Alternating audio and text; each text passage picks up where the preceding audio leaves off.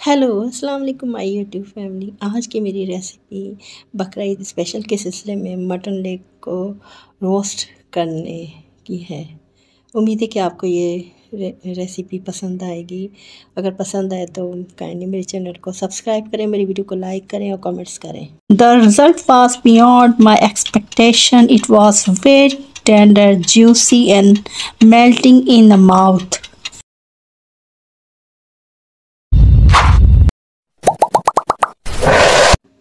Mutton leg को roast करने के लिए सबसे पहले लेग को अच्छी तरह वॉश करें, फिर इसमें कट्स लगाएं, डीप कट्स लगाएं। फिर इसमें जो चीज़ें रिक्वायर्ड है, वाइट सिरका है, नमक और ब्लैक पेपर है। अब इसको किसी मिट्टी की कुनाली में किसी चीज़ में इसमें रखें और ये क्लोव है जो लॉन्ग्स, इसको स्टेपिंग कहते हैं। इसको स्टेप करें, जो कट्स मैंने लगाए हैं इसके अंदर स्टेप करें, थोड़े थोड़े से फासले पर स्टेपिंग करें क्लॉव की। फिर इसमें सॉल्ट छिड़कें अपने हिसाब से। सॉल्ट और ब्लैक पेपर मैंने ये पाउडर लिया है, अपने हिसाब से आपने जायका जितना चाहिए आपको उतना लें। इसमें सिर्फ दो चीज़ें डालेंगे, ब्लैक पेपर पाउडर, सॉल्ट और फिर वाइट विनेगर। इसको अच्छी तरह स्प्रेड कर दें, फैला दें नमक और ब्लैक पेपर पाउडर को जो कट्स लगे हैं उसके अंदर। अब इसके ऊपर वाइट सिरका ऐसे स्प्रिंकल करें, छिड़के, और वाइट सिरका को भी अच्छी तरह स्प्रिंकल करके जो ये हमने कट्स लगाए हैं गोश्त के, इसके अंदर भी इस मसाले को और सिरके को इसके अंदर भी लगाएं, डालें, ताकि अंदर तक गोश्त अच्छी तरह ये मसाले और ये विनीगर अच्छी तरह जाए और इसका जायका ज़बरदस्त हो जाएगा। क्योंकि ये हमने मैरिनेशन के लिए रखना है इस मटन लेग को। ये मैंने उस हिसाब से कटवाई थी जितनी के मेरे ओवन में जगह थी, उस हिसाब से आपने लेनी है। आपको ये हड्डी मटन लेग की नज़र नहीं आ रही, जो साइड्स में हड्डी होती है लंबाई में, वो नज़र नहीं आ रही, इसलिए कि मैंने अपने ओवन के हिसाब से इसको कटवाया था।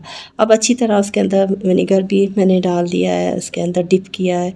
जितना हो सके आप इसके अंदर तक इसको विनेगर को डिप करें, इसके अंदर छिड़के। ये देखें, इसके बाद मैंने इसको कवर करके रख दिया है कुछ घंटों के लिए। तकरीबन 4 से 6 घंटे मैंने इसको मैरिनेशन के लिए छोड़ दिया है। टाइम नोट कर लें आप कि कितनी देर में आपने इसे रखा। अब ओवन की तैयारी करनी है। जब ये टाइम हमारा मैरिनेशन का हो जाएगा, उसके बाद ओवन की तैयारी करनी है। इसको 200 से लेकर 250 डिग्री तक प्री हीटेड ओवन करना है ताकि अच्छी तरह गर्म हो जाए। ये आप चेक कर लें कि गर्म हो गया है। अब इसको प्रिपेयर करते हैं मटन लेग को।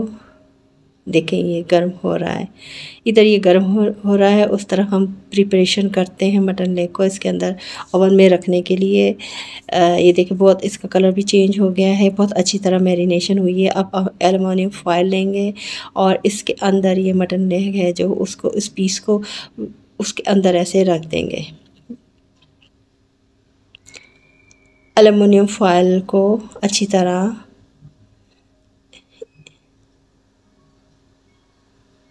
इसमें देखे सेट कर दिया मैंने। ट्रे थी जो बेकिंग ट्रे थी, इसके अंदर अच्छी तरह एलुमिनियम फॉयल उसके चारों तरफ लपेट दिया ताकि ये देखें बहुत अच्छी तरह मैंने कवर कर दिया है।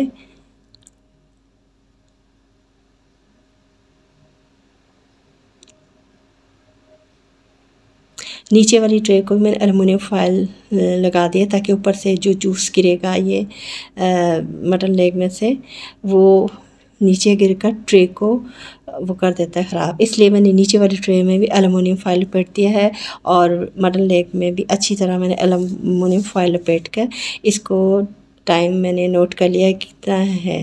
तकरीबन 2 से ढाई घंटे इसको लगेंगे कुकिंग में इसकी।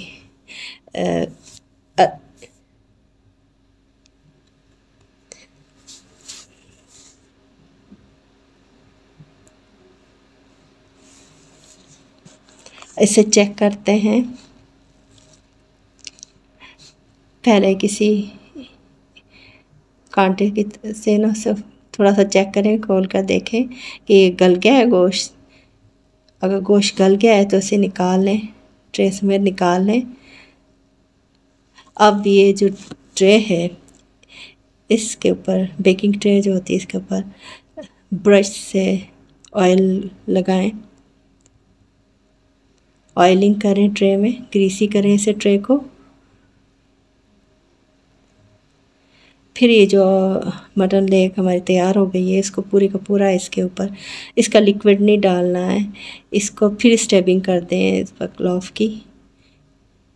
ये देखिए गल गया है तो इसका कितना छोटा सा पीस हो गया है इसका। ये बहुत जायके का, मज़े का बनता है, इतना ज़बरदस्त। इसको ये मैंने यानी कि जैसे फ्राई करते हैं तो इसमें फ्राई तो नहीं होगा ना, घी तो इसमें नहीं डालना। अब ये एक तकरीबन क्रिस्पी सा हो जाएगा। इसको जो मैंने ऑयल लगा कर हल्का सा ऑयल इसके ऊपर ऑयलिंग की है और ट्रे में रखा है, इसलिए कि क्रिस्पी सा हो जाए, नरम नरम सा था और क्रिस्पी सा हो जाए और बहुत मज़े का लगता है। इस तरह हल्का हल्का सा क्रिस्पी हो जाता है जब ये, जैसे हम रोस्ट करते हैं, जैसे हम फ्राई करते हैं ना कढ़ाई में, तो लेकिन इसको सिर्फ ओवन के अंदर ये सब कुछ करना है, जो कुछ भी करना है। ये बहुत अच्छा तैयार हो गया है।